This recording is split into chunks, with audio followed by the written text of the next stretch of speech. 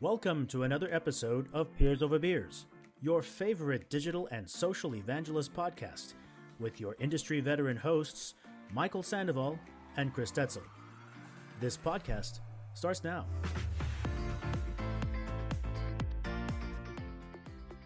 Hello, and welcome to another episode of Peers Over Beers. I'm one of your hosts, Michael Sandoval. And I'm Chris Tetzel. All right, Chris, how are you doing? I'm pretty good. How about you? It's hot here in Dallas. Is it really? Well, I know we're in that lovely period where it gets way too hot.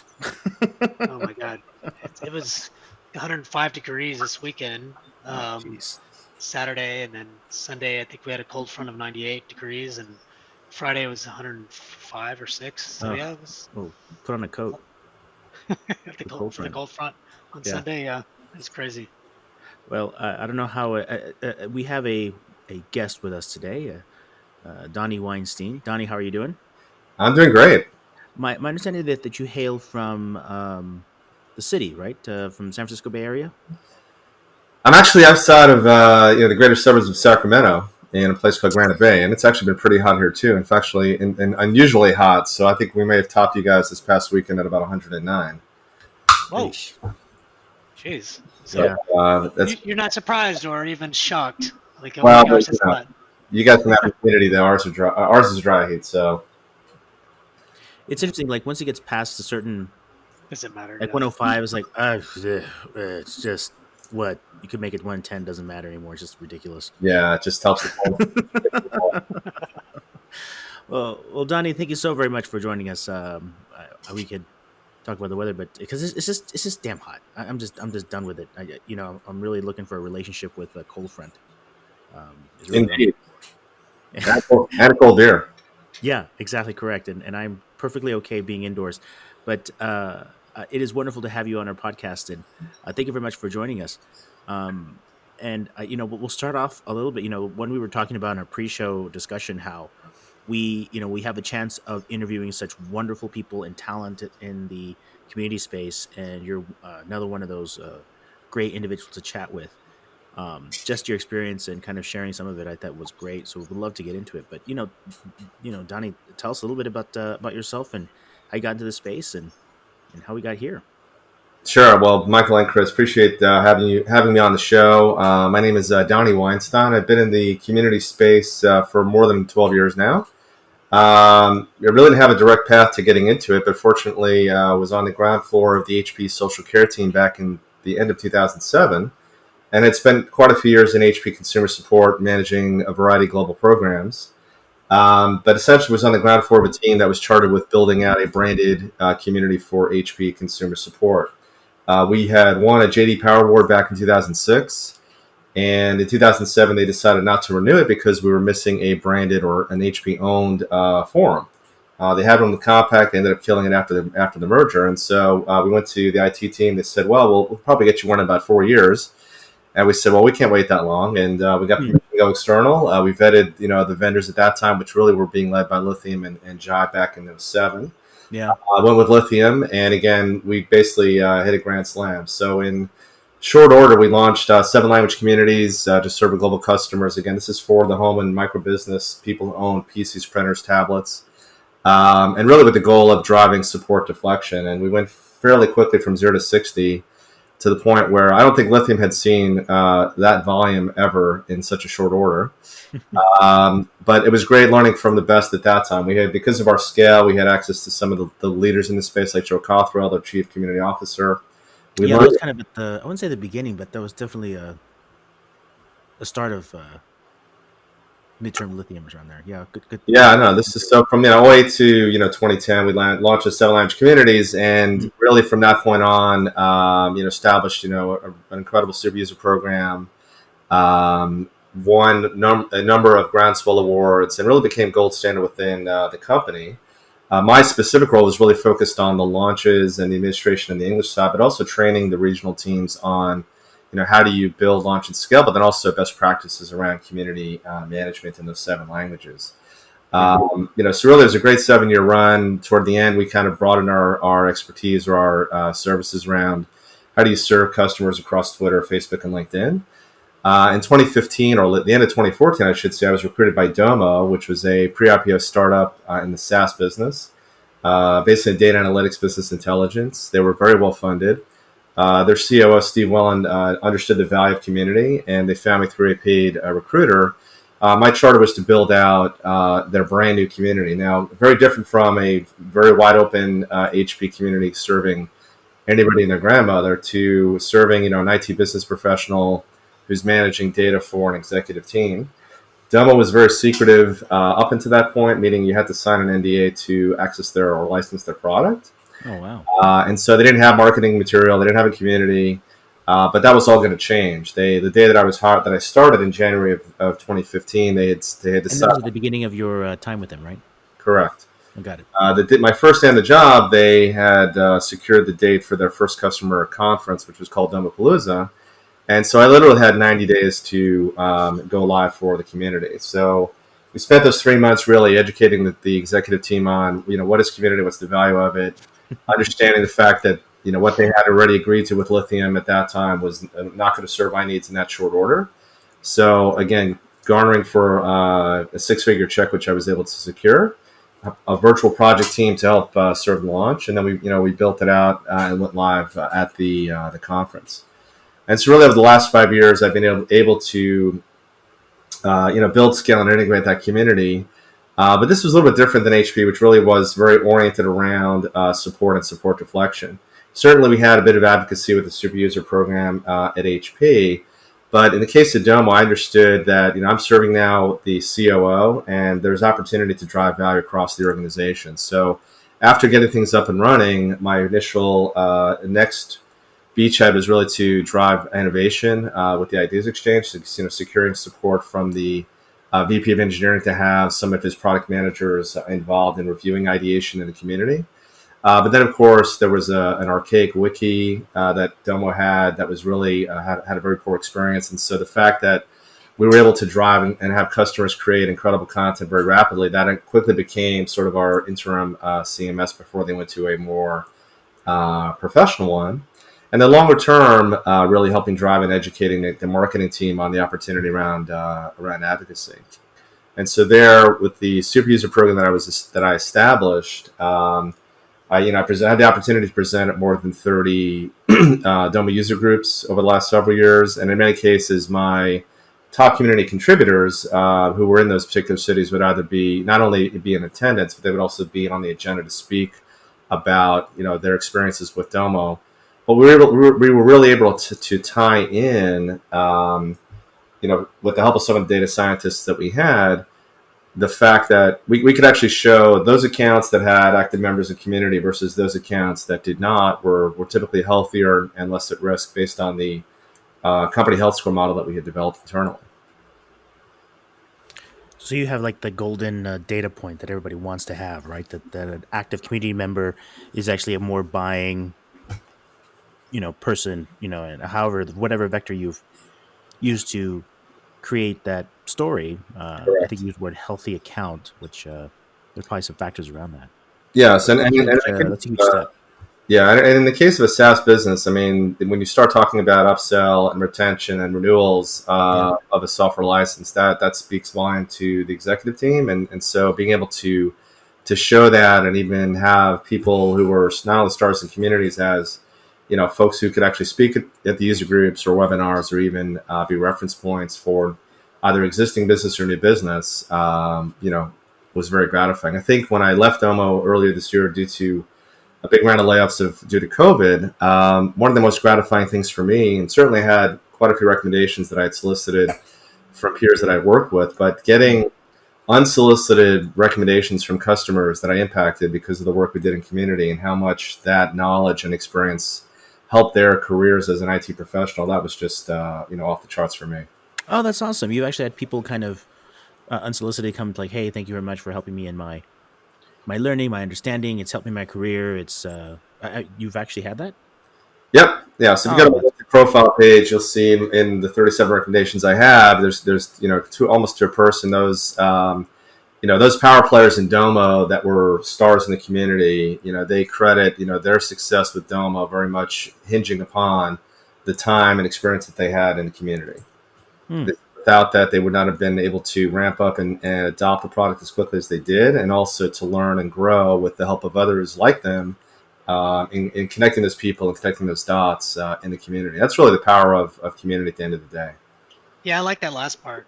Because I think it's so key. I mean, you talk about getting those users to adopt the product, at a higher rate quickly, but then more so of connecting to people just like them. And I mean, it's what I preach daily. Yeah, and when you're in a when you're in a startup that's just ramping up from when I joined there were 400 people, and when I left we were close to almost approaching 1,000 people. Um, you know you can't scale as fast as you can with communities. I mean, the technical writing of content, the use cases, or the knowledge share in YouTube. When you're starting to connect those power users of the product to each other, either online and then in person, either at your annual conferences or at regional meetups in Chicago, New York, San Francisco, wherever it may be, and then they're basically feeding off each other, and then they're sharing that back, saying, "Okay, you guys just released this new set of features. Have you thought about using it this way?" They're telling us how to use a product better than we even could figure it out at a faster rate. So that's how you It's kind of scale. crazy, isn't it? Yeah. Even when I love how. go ahead. Go ahead. No, I love how you connected um, face to face. Unfortunately, with COVID today, there's not any face to face meetings, with customers or, conferences and those kinds of things. I do think there's a direct correlation with relationship building where you can go see face to face these other community people, right? They start talking about it and get excited, and you talk to them and all those kinds of things, and then they start doing lots of cool things, user groups and things like that. Right now, it's a lot harder to do those things. Yeah, and even before I left when COVID kicked in, we started to do weekly, weekly Zoom events with our power customers and community, and to kind of replicate that user experience. And they kind of took it, we sort of initiated it, and then they started running it on their own. And even now that I've gone, I found out that they started their own Slack channel on top of that. So Hmm. um, even last summer when we were doing the Domo hosted ones, you can, there's just so many you can do every year because they're expensive, they require a lot of resources. You've got to staff them, so maybe we could pull off 12 to 15 a year. And we got to the point where we need to start giving the keys to the city to these trusted customers. Hmm. So I'd be in Chicago and say, "Hey, Scott, how about next month? We'll pick up, we'll buy some pizzas for you, whatever." Um, get some people together in Chicago. The same thing in Boston. We had that happen several times where they'd meet up in a Boston beer garden or at a place in Chicago, wherever it may be. But that's really how you scale at the end of the day those kinds of events. And then of course, at these user events, you'll have just amazing things where your customers will just blow you away with things that will happen. So for example, one of my top stars in community. He had an awesome. His handle was called st_Superman, and the guy just loved his initial ST, but he just loved Superman. So his avatar was actually half Clark Kent and half Superman. And we launched our first certification program this last year ago as part of the education team, and we had a contest for the first 10 people to reach we call it Major Domo. That was kind of the admin level. You have level 1, level 2, and then the highest is Major Domo. And so we had a contest where the first 10 customers to achieve Major Domo, we were going to get them this awesome award. So Scott was actually the first one to do it. And we got these awesome plaques in the office just before the Chicago user group. So I actually presented it to him in person. So we're at the meetup in Chicago. We've got 30 people in the loop downtown, probably 20 great customers, and he's on a Major Domo panel, and then I'm presenting to him later. I'm talking about community. I present him his award. Well, little did I know, we had a brand new customer from the Chicago Mercantile Exchange in the audience, and she's brand to the community, or I should say to the product. And well, I was up there on stage with Scott, and she's talking to her colleague. She's like, "Oh my gosh, that's Superman in the flesh." He's answered like 20. He's answered like 20 questions of mine in the community. I've learned so much from him. So we then go after the event to the bar for the happy hour, and this gal's telling me it's like I want a photo with the Domo celebrities. It's like she's quoting this new terminology. It was just like this incredible stuff, and you can never imagine these things happening. I love it. all these things and really cool things that you're talking about is, it's just really awesome. But then I start thinking about all the work that you have to do inside, to get all that going, right? Yeah, Like I was you thinking the same said, thing too. I think of all the tactics, the strategy itself, but all the tactics you have to drive to do it. So when you think when you're talking about like a super user program, how did you start that? And then all these other things to how'd you get them to the event? What are all the things you had to go do to get them this, really cool plaque or you know what I mean? So it's No, I say it again. yeah, there's a ton of heavy lifting involved, and one of the the keys that I would certainly preach is that you really need to be listening to to your customers. So even before we got started, we did a roadshow where I told the Domo team, I said, hey, I need to go meet some of your top customers before we go live because I need to understand what do they want to talk about? What are they talking about today? Because those Yeah. conversations are already happening. The analogy that I give to many people is, community just didn't show up 20, 30 years ago with the internet. These are conversations that our grandparents and great grandparents were having, years ago around the dinner table, the neighborhood Mm. barbecue, the kids' soccer game. If you've got a problem with your car, you're not going to go pick up the phone and call Ford. You're going to go call your trusted friend Joe. Or the same thing with your refrigerator. You're not going to go and call GE. You're going to go talk to your who knows about how to fix refrigerators. So it's the same kind of thing. And so you kind of get that framework, and you got to start small, and you got to drive conversations to those few boards. And as the community starts to ramp up, you'll get a flavor of, based on what customers want to talk about, because again, it's Yeah. all about them, not about what your tech support team says they want to talk about or what engineering wants to talk about. It's got to be, you have that customer orientation. Interesting. The super user program, we clearly did this at HP. We built out multiple levels and so forth. And so with the case of Domo, I wanted to create something that was more tailored to their culture. So Domo is actually slang for thanks in Japanese. So if you think about thank Hmm. you very much, that's Domo arigato. Our founder Josh James loved Japan. He was fluent in Japanese. That was the first country we went to. We actually launched a Japanese section of the community 6 weeks after we went live with English. So when I came up with the name of the community, I wanted something that would be aligned with that, and we came up with the name Dojo, like a martial arts center of excellence. So it was called the Dojo Doma Mm. Community. And the gamification or the ranking structure I came up with, like a martial arts studio, we came up with a belt structure. So as you start out, you're a Yeah. visitor, you earn a white belt, black, orange belt, all the way up to black belt. Um, Now, in the early days, we only had up to, let's say, blue belt, and then we added more levels. And in 2019, at our annual community awards, I was kind of like my Oscars at our annual conference. We had a big step and repeat wall with the Dojo logo. And in previous years, when we had a lot of funding, I would leverage the executive experience swag. So let's say in 2018, my top members would get Domo branded AirPods. And those were a couple $100 a pop, and people were like, "Wow, that's pretty cool." Well, as Yeah. finances started getting tight, and we're now public, we got to be more diligent with our money. Mm. Um, wasn't getting that funding, and so I got creative, and I went to my kids' martial arts studio, and I said, "Hey, where do you guys procure your belts?" And they connected me to the vendor, and actually procured real black belts because it was the first time we had 5 members reach black belt status. So I got real black belts, one end with the Domo logo, the other end with the Dojo logo, and the community handle in the middle. Nobody except me knew about it. Had under a blanket at the event, and people were blown away. I mean, they were floored that they were like, "Oh my god, I got to get one of these." And we saw our participation and traffic just go through the roof after that. It's I love amazing it. how the small things work. Oh yeah, It brings this whole idea of exclusivity, and it creates this. I've used the term alpha geek status, right? These individuals who are, they're just lauded on the community. The story about Superman, and I forget the story about the Chicago Mercantile person uh huh. is a I could almost recreate, or there are equivalent stories that I've gone through, and some others that are almost the same. And it's just really fun to see that interaction. Well, that just People love it. you go through us, and and that I mean, again, I did it for a long time, but you get to those kinds of experiences and those aha moments. It's like that just the reward for all the hard work is It just is. amazing. When But you see I that, will have to, I will restate what you just said, and I agree with 100%. We talked about this a lot.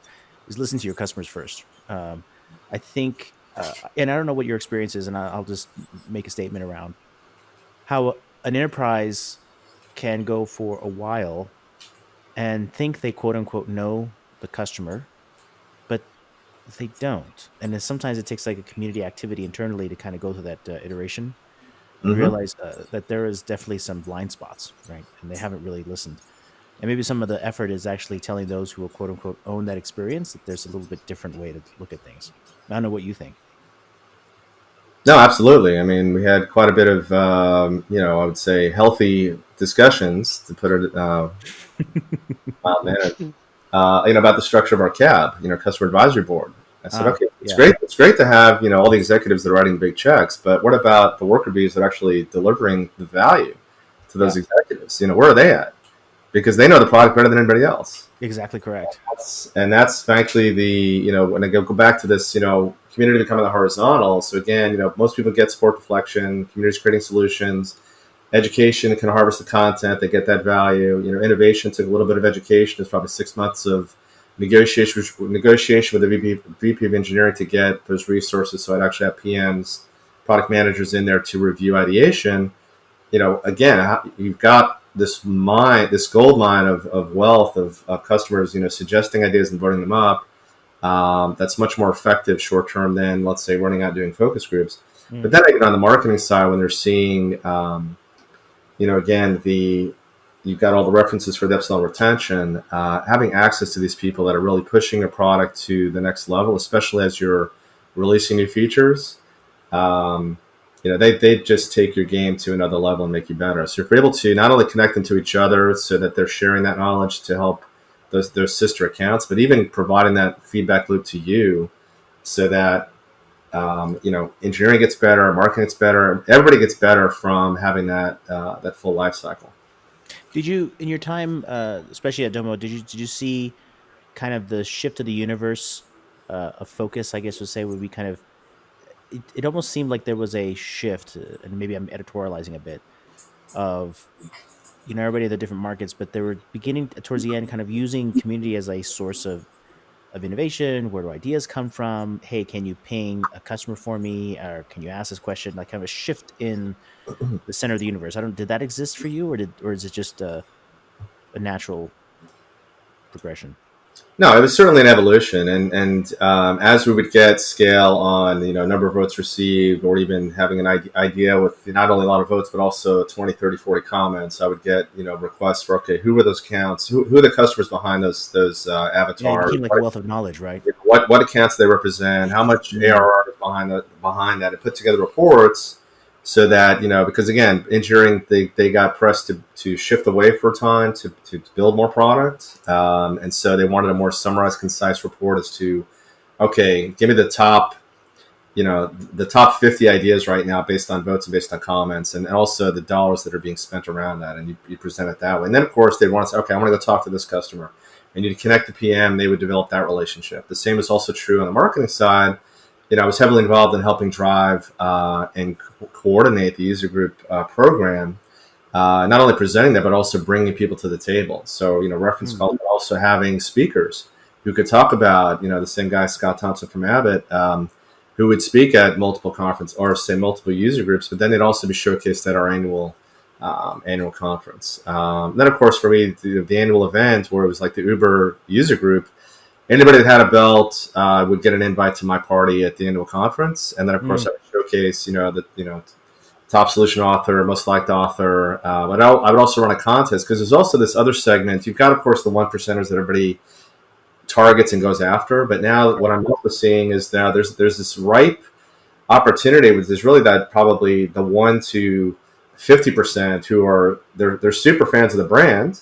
yep. They love using a product. They have no time to engage the community. Yeah. And so, how do you tap into that advocacy? And so, finding a way to measure, are they consuming? And I've had a conversation with another an advocacy product company recently about this, and they've got an interesting scorecard about how they measure, customers' advocacy of their brand. And so they start looking at, okay, are they reading articles? Are they attending webinars? Are they showing up at user groups? Mm, They may be more passive, but that's also another ripe area to tap into. But again, it goes back to, we look at all right, you've got the activity of the content that's being created, but also you want to look at also the traffic and the eyes that and the consumption of that content by the lurkers, coming into community. But to your Yes, the point, triangle, right? educating the customer success managers, the account executives for accounts, they would start using the community as a selling point to say, hey, we have a healthy community. There's a rich base of users that are already out there, and that would be sort of a checklist item for potentially for new business. Well, here's an interesting one for you. So, being at an analytics focused company, how difficult or how easy was it, or your challenges in getting some of these analytics you're talking to from a community perspective to be able to present? Yeah, so I think that there's still a greenfield here in this space. I mean, Lithium had a pretty good set of out of the box and analytics that we could pull from. They have a very good API, and that was a source of real data for us to then consume in our engine. But then, of course, managing that to deliver things that I thought were more relevant.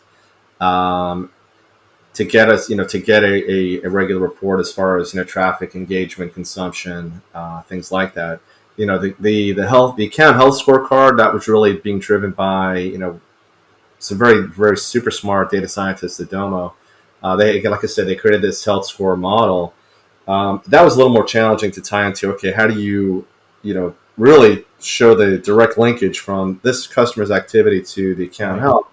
Exactly. Add more of this 35,000 view and say, okay, let's look at the aggregate of, okay, active members versus nobody at all in the account. That shows you something. We had pretty strong data as well on the education side that showed, the more people who took courses, got certification at an account, those accounts were healthier as well. So it goes Uh-huh. back to, again, it's the kind of the feet on the street, the usage of the product, Yep. consumption of learn and grow.